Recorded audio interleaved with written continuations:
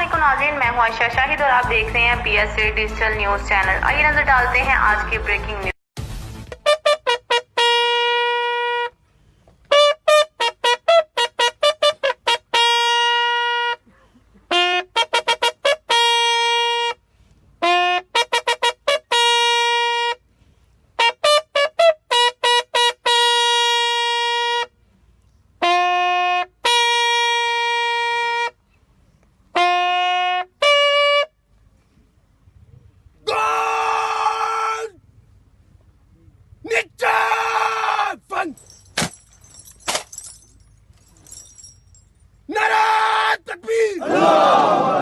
पाकिस्तान जिंदाबाद, FC बलूचिस्तान जिंदाबाद,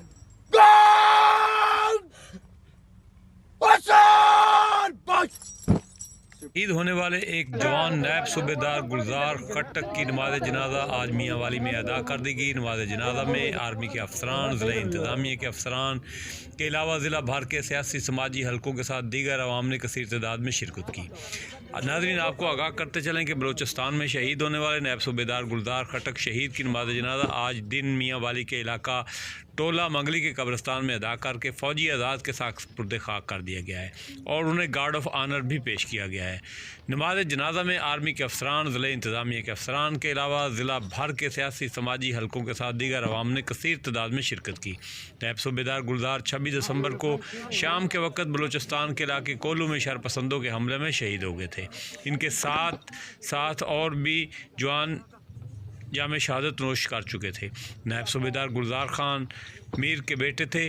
गुलजार खट्टक ने पसमानगान में बूढ़े वालिदैन के अलावा बेवा, 2 बच्चियाँ और एक बेटा छोड़ा है।